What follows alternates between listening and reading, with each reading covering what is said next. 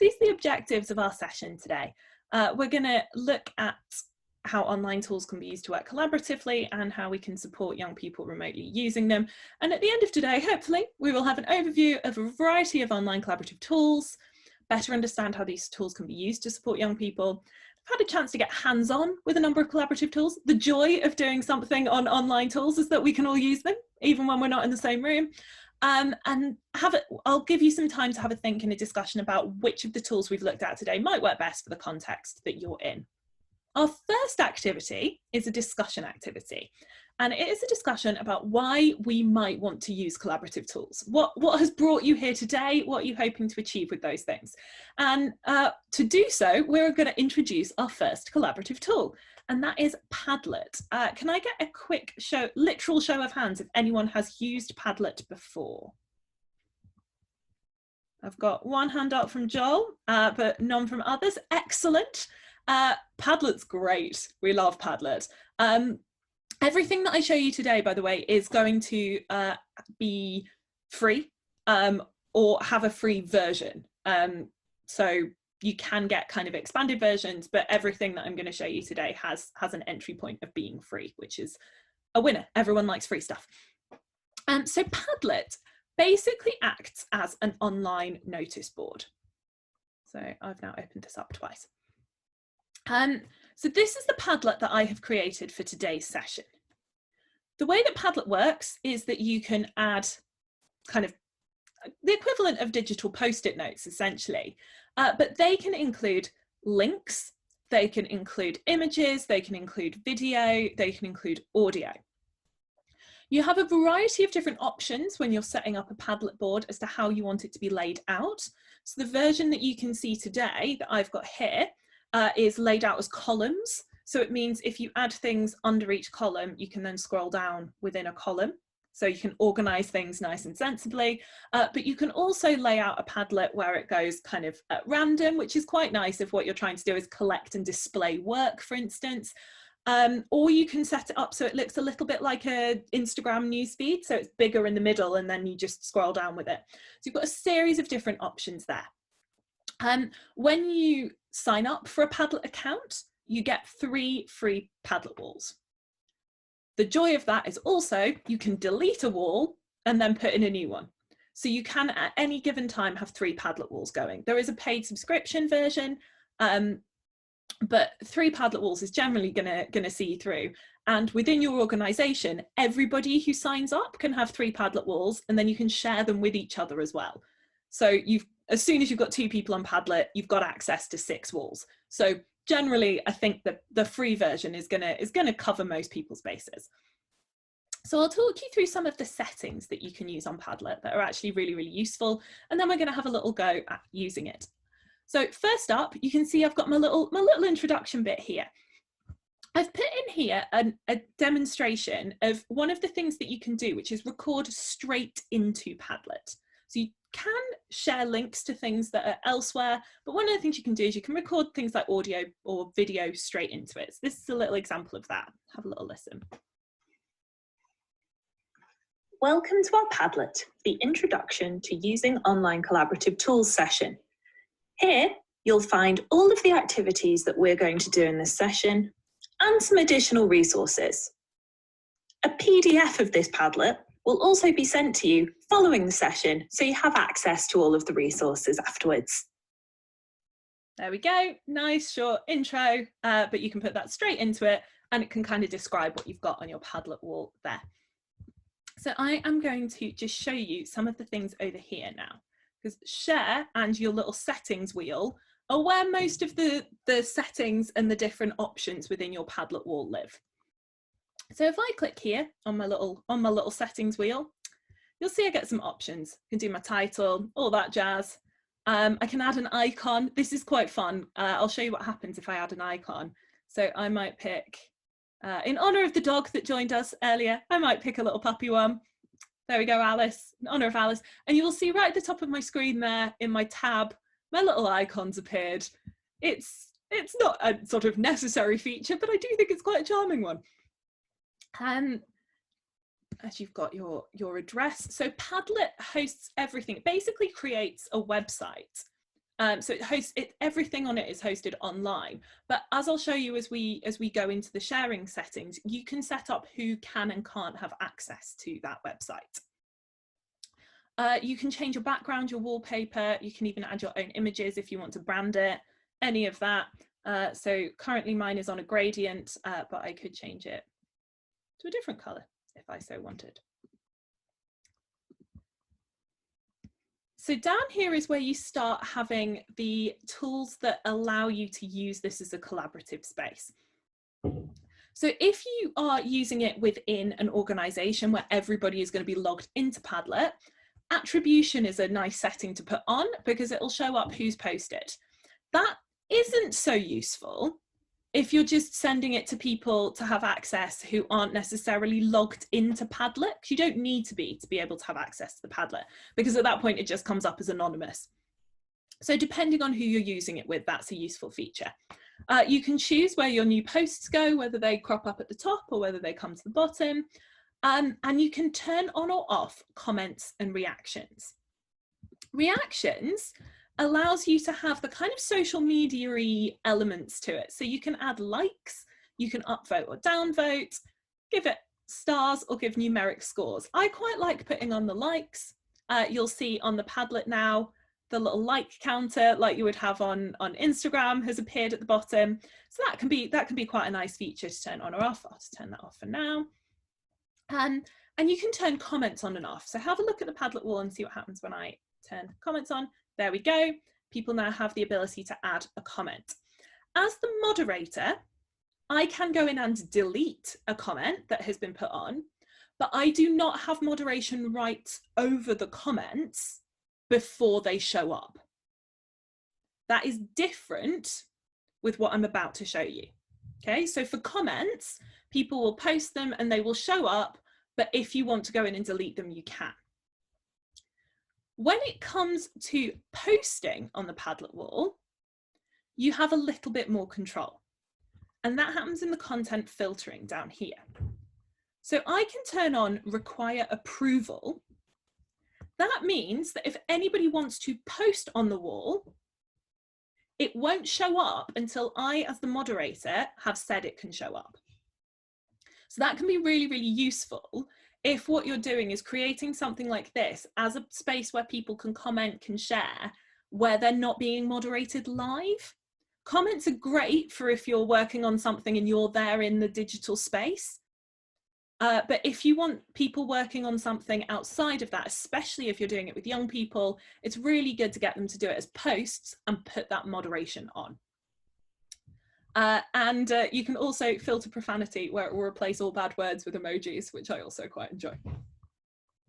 So I'm just going to turn that moderator approval off because I'm going to ask you guys to comment on the Padlet, and I don't want to have to approve all of your comments because I trust you to post nice things. Also, because as the moderator, I can go in and delete them. So they're kind of my modification, they're my settings. In terms of sharing and security, this is also where Padlet is really helpful. So I could add members to my Padlet and I can add an email, and that will be then shared with that person. Here is where I get real control over it. So this is my privacy settings. At the moment, my Padlet is secret. So it's hidden from the public. If I choose to share it, you can access it. So if I send you the link, you can get onto it, but there's no way that you could just be searching Google and come across it. I've also said that people who access it can write on it, because I want you to be able to write on it, but you can change all of those settings. So I can go to my visitor permissions and I can make it so that people can only read it, or I can make it so that people can edit and approve other people's posts. I can also make it so that my Padlet is password protected, which can be nice if you're doing something specific with one group of people. You send them the link, you send them the password, and then they're the only people who have access to it. Or you can make a nice public one if you want everybody to be able to see it. So it's kind of the joy of Padlet is you have a huge amount of control over the space that you're working within. So I am now going to, oh, sorry, one more thing that I haven't shown you is there's a million and one ways of sharing it. So you can copy the link to the clipboard, which is what I've just done. You can make a QR code that you could then embed on something for people to be able to scan. You can send it directly in an email or on something like Google Classroom if you're using it. And you can also export as any one of these different things. So as I said in the oral introduction, I will save this as a PDF at the end of this session, and that is what I will send to you. So you will have all of the resources from the session today as a PDF. So that's a really nice way of collating all of those things as well. So I'm going to go into the chat and I'm going to share that Padlet link with you. You should now be able to click on that link and come into the Padlet. I'm going to ask you, when you do that, to go to that second section where it says, why might we want to use collaborative tools? I'm going to ask you to add your card. You do that by pressing that plus sign there to add a post to that column. And you can see the convention that I've started there, where I've put my name and then I've put my comment as to why I might want to use the collaborative tools. Great, facilitating group challenges, group skills challenges, absolutely. I find the column setup is really good for that as well, because you can put sort of, here's my title, here's my challenge video, and then you can ask people to put their posts in response to that underneath it. So you've kind of kept it all quite neat and tidy. The one thing to say with the free version of Padlet is you do get a limited amount of film that you can upload directly into it. You can get around that by putting your film on Vimeo, also for free, and then putting it into the Padlet as a link. Then you've got unlimited, or only limited by your Vimeo. Great. Gather immediate feedback from colleagues. Absolutely, it's brilliant for that. Visual elements brainstorming, excellent. We're going to be having a look at another tool as well, Anne, that I think will be really good for that a little bit later. Brilliant. Thank you so much for your comments there.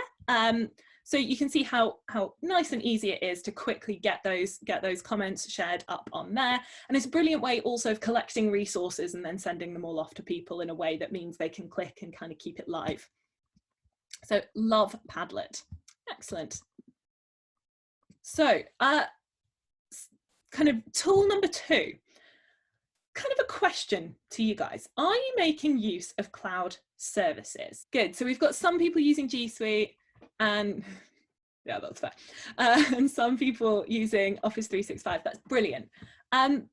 It's really, really useful to kind of have a sense of the different ways that you can collaborate using these as well. I think sometimes we have a little bit, we fall back in the habits that we did when we have sort of Microsoft Word just locally on the computer, of working alone on a document and then emailing it to somebody.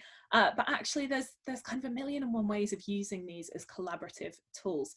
And it's really important to point out that in both cases, you get a whole suite of these tools for free if you are a charity or a non-profit. So if you are not making top use of those, you can do so again for free, and everybody loves free stuff. So I'm going to head back to the Padlet and have a little look at my cloud services section. So in there I have put 2 examples, and please feel free to kind of click along with me or just to watch it on the screen. So in the first one, I've made an example Google Doc. So I'm going to open that. It also shows you nicely how you can link things through to a Padlet. So it shows me a preview. I'm going to open it in a new tab, and hopefully it will just take me to my Google Doc. Here we go. So this is my example Google Doc, and I've just kind of set up a few of the really, really good collaborative options that you have on here. So a few of you will probably already be using these, but it's never hurts to have a little refresher on this stuff. So you can collaborate easily on a document. I've got my sharing settings up here. If I press share, I can choose who has access to and who can share in this document. So anyone with the internet at the moment can view this document. But I can choose who can edit in it, who can collaborate in it, who can make suggestions in it. Within a Google Doc, you can assign something to people. You can add a comment. So I'm going to highlight that particular point, and I'm going to go up here to where I've got a little kind of speech bubble.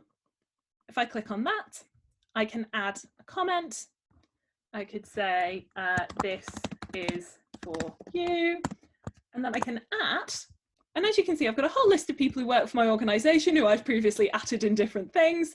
So I could make that Ben's job at him, and he would get an email saying, Caitlin has assigned you a task within this document.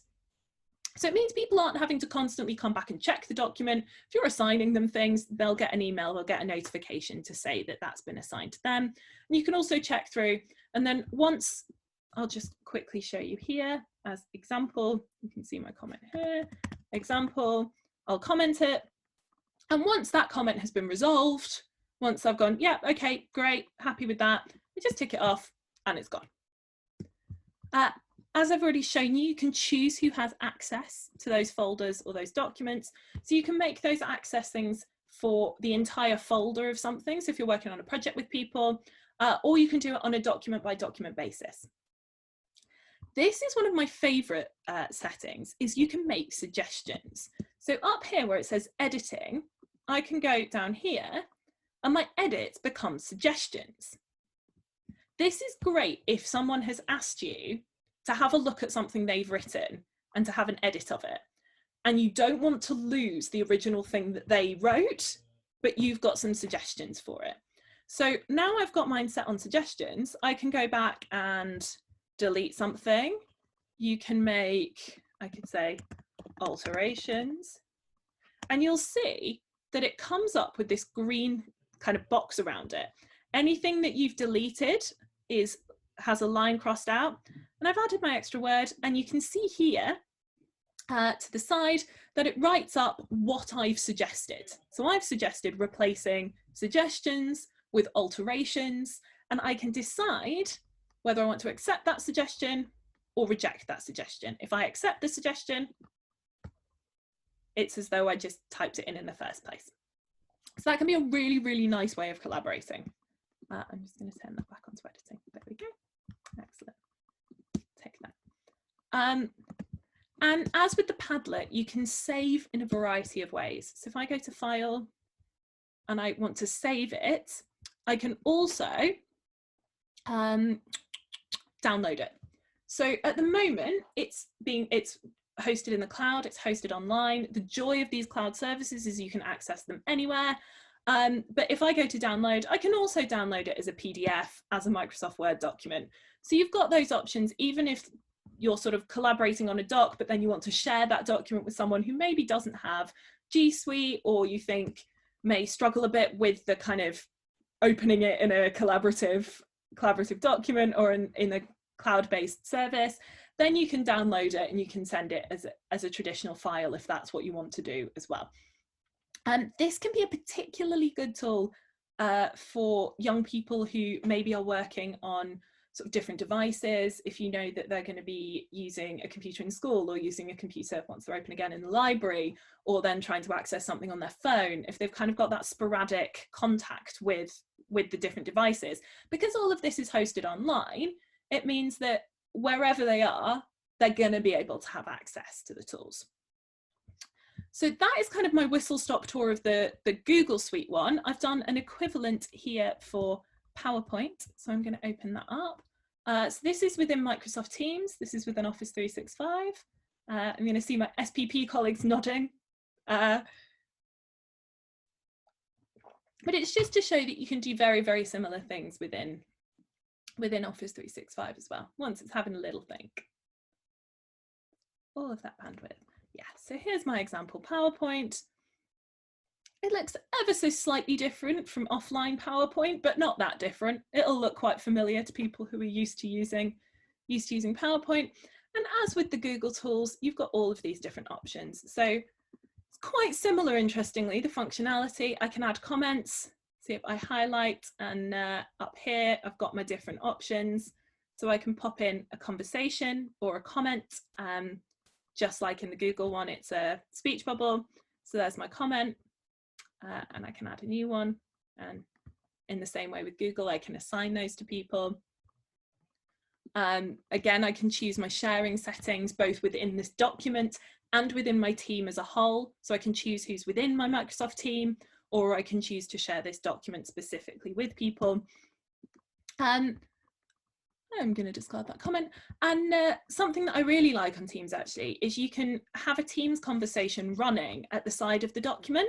So it's not necessarily allocated comments on certain lines, but it's basically a sort of chat, the equivalent of a Slack channel or a Google chat, if anybody's using anything like that. And that can happen in relation to this specific document and down the side there. So you can always access what people have been saying and like general comments about working on the document together. And I really like that. I think that's a very nice functionality, and the way that that's laid out makes it very easy to collaborate and work together like that. So across both of Google Suite and of Office 365, we've got all of these brilliant collaborative opportunities within it. Great. Swing back to my presentation. There we go. Yeah, so my examples are there in the Cloud Services column in the Padlet. And I have also, when I give you a bit of time to have an explore, I've added links to Getting Started with Office 365 and the G Suite Learning Centre, both of which are fantastic kind of help areas for getting started with using these different tools, and have quite good search functionalities for if you have a question. So it's good to kind of throw yourself in the deep end with it, but also know that you've got that help is there, and any question that you've got about it, someone else will have asked before. So I've put those two links there for you as well to have an explore. Great. So now I've kind of allocated a little bit of time for you to do some exploring. So within the Padlet, obviously there are the links to the Cloud Services help pages. We're going to come back to the going forward column. Please feel free to click on it if you would like, but that's kind of for our final activity. But I've also put in a column called additional resources, one which links straight through to the Tech Pathways London website, always worth a nosy around. But mostly what I've put on there are some help documents that we've made at London CLC. When kind of emergency remote learning kicked in for the first time, what we tried to do was listen to what the educators that we were working with were asking from us and respond accordingly. And as such, we've created a few of these. So this is a guide to using Padlet. If I open that in a new window, you'll see that it's a PDF of a slide deck, but it's got some really, really useful tips and tricks for if you wanted to set up Padlet, for what Padlet is, and all of those. So again, you'll have access to all of this going forward, but that's worth having a little look at. So it's got the Padlet one. My Zoom window is just in the way of the buttons that I need to press. There we go. There's one about using Padlet, one about using Zoom, getting to grips with some of the features on Zoom. There's another one down there, 5 Zoom settings you might not have thought about. And then there's one here, which is key safeguarding points with remote learning. That's kind of been created with an eye to some of the schools that we work with, but which also I think is really important to kind of think about more generally. I've got a few chat comments, so I'm just going to stop my share. Excellent. Great. Are we able to freely share these with the schools that you work with? Absolutely, you can share those, and they are all hosted on the London CLC website as well. If you go to londonclc.org, there is a specialised remote learning page where there's actually a load more resources on there as well. There's a guide to using YouTube. There's some stuff that's kind of a bit more school specific. There's some stuff for parents on there as well, so that's really worth checking out. So what I'm going to do is I'm going to give you 5 minutes. Please feel free to turn your cameras off if you would like to, or I mean, I will be here, so also to ask any questions, but just want to give you a little bit of time to have an explore of some of those resources, and then we'll come back together. Brilliant. I'm sure you've all had time to have a little nosy. Again, you'll get the Padlet at the end of this, but I think in the interest of finishing on time, we will crack on, and I will pull you through to the presentation again. And we're going to sort of have a think about collecting our thoughts from today, and in the sort of fashion of the rest of the session, we're going to do so on a collaborative tool, and that collaborative tool is a Jamboard. Can I again get a quick show of hands if anyone's used a Jamboard before? Marvelous. Jamboard is great. So Jamboard is a Google tool. You will see in the Padlet, in the going forward column, that there is a link to our shared Jamboard, the link to the shared Jamboard there. I open that up, hopefully you will be able to see that. Have people been able to open the Jamboard? Marvelous, good. So a Jamboard is basically a online whiteboard space. It works with a computer, but also is designed so that you could use it as a whiteboard within a classroom setting. On a Jamboard, if you so choose. So a lot of schools use it. I think it's a really, really brilliant tool, in part because it's nice and simple to use, and also you get assigned an anonymous animal when you join if you're not logged in. So one of you is an anonymous elephant, one is a raccoon, and one of you is, I think, an anonymous rabbit and a dinosaur. Always enjoyable. And the way that the Jamboard works is that we can all, anonymous crow, we can collaborate in a variety of different ways. If you look down the side here, I've got my pen, so I could write like that. I can rub out. This is the one that I find perhaps most useful, which is my sticky notes. It's like we're all sharing on a collaborative board there. But you can add images and things in there as well. So you'll see that I've put in 2 sticky notes. What did you look at today that you want to investigate further? And how do you think the tools you've seen today could benefit your young people? What I wanted to show with that as well is that if I click on the sticky note option, you can change the color of your sticky notes, which can be really useful for a variety of reasons. I'll just flick back to the other presentation to quickly show you an example, which is exactly what Joel was talking about before, which is a Jamboard that we put together with some teachers as part of our CLC computing conference. And you can see in the middle the question that was the prompt question, which is, what is a worry or question you have about blended schooling? So in terms of blended schooling, what we meant was when some of the pupils are going to be at home and some of the pupils are going to be in school. The teachers were invited to put their worries or questions on the orange post-it notes. So you can see there's a lot about kind of access and inequality of access, and also teachers having time to do stuff. And then the next activity was to look at the posts that other people had put, and if they also thought that that was something they were thinking about or questioning, to put a tick next to it. So then gradually we were able to kind of build up this picture of what the priorities of all of those different teachers were. So we could see kind of across the board what some of the concerns were, but then things like poor access to laptops and access for pupils with SEND really honed in as being incredibly important. And then we invited, in a very, very quick exercise, which is why there's not quite as many as there are of others, on those blue post-its, we said if anyone has a solution, if anyone has an answer, if anyone has some advice for somebody, pop it on the blue post-it and put it next to the post-it note that the question is being proposed on. So if you look over in the top left-hand corner, helping staff with technical issues was something that people suggested, and one of the teachers said that they made how-to videos for their staff, and one suggested a tool, suggested loom.com, which is great. So that was an activity on this very, very simple piece of software that actually we managed to get an incredibly rich kind of set of information from, just by virtue of being able to color code things and being able to kind of draw and immediately draw attention to things. So that's what we're going to have a little go at now. And we're going to answer those questions that are prompted. So what did you look at today? You're going to investigate further. How do you think the tools you've seen today could benefit your young people? If you're answering the first question, you could do it on a yellow post-it note. If you're answering the second question, if you could do it on a pink post-it note, and then we can collect those ideas together. So you just click on that post-it in the corner and you type. That's a really good point. I've got from one of the anonymous animals,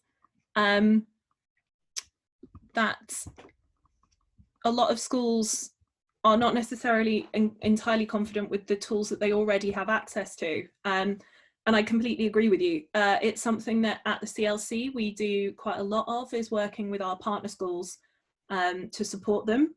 You don't necessarily have to reinvent the wheel with the kit that you're using. You often have the resources there already. It's kind of knowing and finding those at their disposal. Brilliant. Thank you so much for those contributions to the Jamboard. I'll put those together. As you can see, we've already created kind of a really interesting space for ideas. It's a really, really nice space for collaborating. And I'll just quickly show you one of the other brilliant features of it. You can go onto another page. So you can have more than one activity within the same Jamboard that you could set up, which is really nice and simple to use.